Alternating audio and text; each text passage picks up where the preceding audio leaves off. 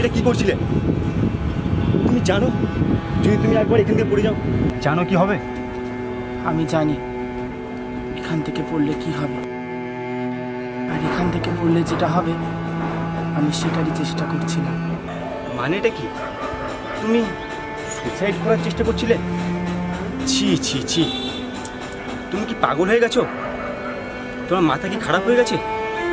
হ্যাঁ হ্যাঁ হ্যাঁ, আমি পাগল হয়ে গেছি, আমার মাথা খারাপ হয়ে গেছে। আমার বিন্দু মাত্র বেঁচে থাকার ইচ্ছা নেই। বেঁচে থাকার ইচ্ছা নেই? কি আজে বাজে বকছো? তাছাড়া কি এমন হয়েছে যে তোমাকে মরতে হবে? কি হলো, কি বলতে গিয়ে থেমে গেলে? আরে বাবা, এত সংকোচ বোধ করছে কেন? রিল্যাক্স ইয়ার। তুমি আমাকে নিজের বন্ধু ভাবতে পারো।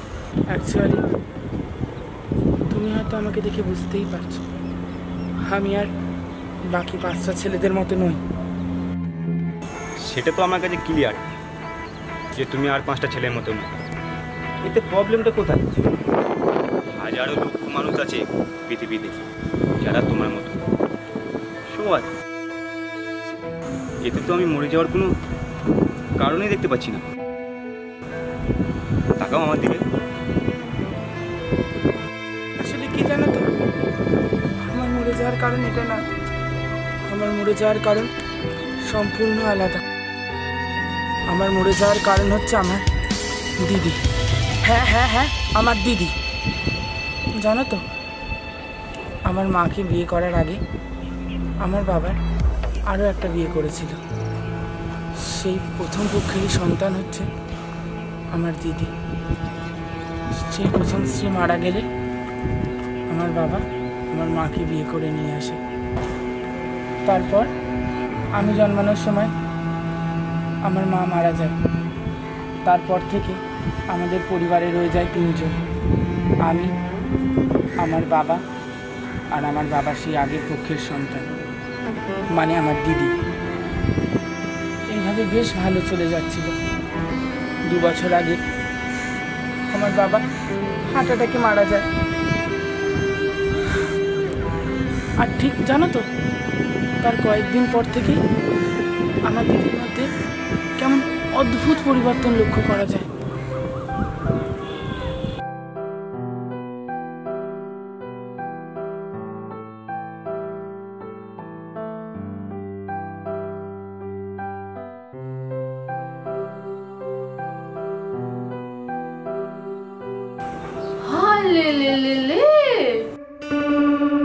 ব্রেকফাস্ট করতে বসে গেছো?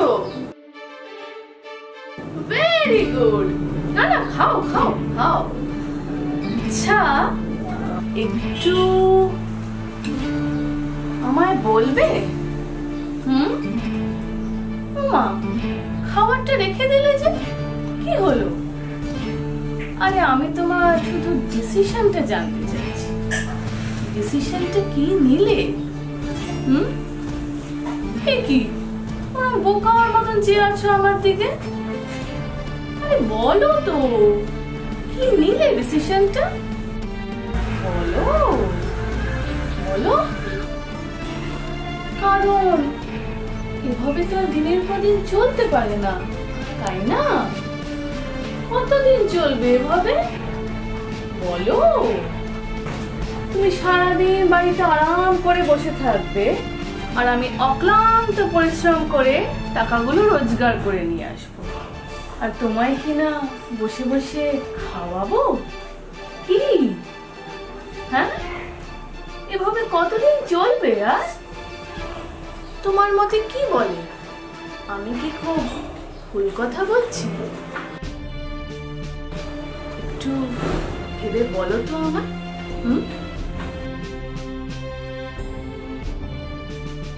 বলো। আমি তো চেষ্টা করছি দিদি, আমি ইন্টারভিউ দিচ্ছি, কিন্তু দেখো আমার কপালটাই খারাপ। যেখানেই যাই সেখানেই মুখ ফিরিয়ে নেয়। তবে তবে তুমি চিন্তা করো না, তুমি আমার উপর একটু ভরসা রাখো। আমি না চেষ্টা করছি, ঠিক দেখবে কিছু না কিছু একটা কাজ আমি জুটিয়েই নেব। তুমি না আমাকে আর একটু সময় দাও দিদি। সময় চাই? আরে ছেলেটা তো এবার সময় চাইছে। ঠিক আছে, ভেরি গুড, সময় দেব না। আমি বলতে চাইছি তোমায় ঠিক আর কতদিন সময় দেব? দেখো, সবকিছুর তো একটা সীমা আছে, তাই না? তেমনি সময়েরও সীমা আছে। তাই তোমার এক্সাক্ট টাইম লিমিটেশনটা জানতে চাইছি। মানে ঠিক এক্স্যাক্টলি কতদিন তোমার সময় চাই সেইটা। আচ্ছা ঠিক আছে, তুমি না আমাকে আর মাসখানেক সময় দাও প্লিজ। তুমি দেখো আমি ঠিক তার মধ্যে কিছু না কিছু একটা ব্যবস্থা করেই ফেলবো। ওকে, এতদিন সময় নিলে তা না হলে আরেকটা মাস আরো, ফাইন।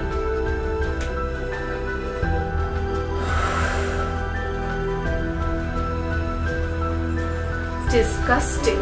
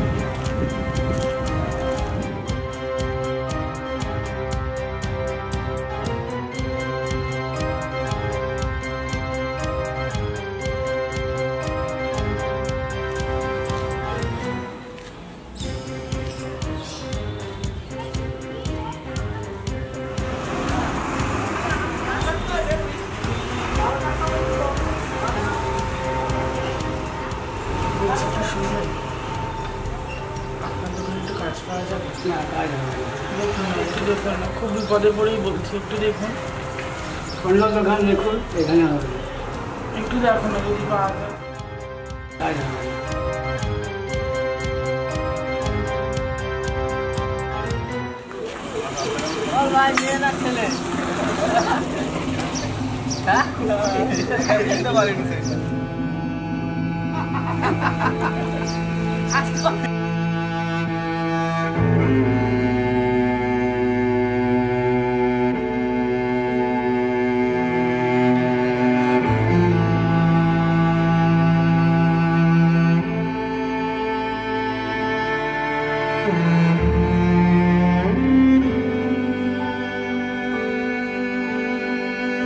Thank you.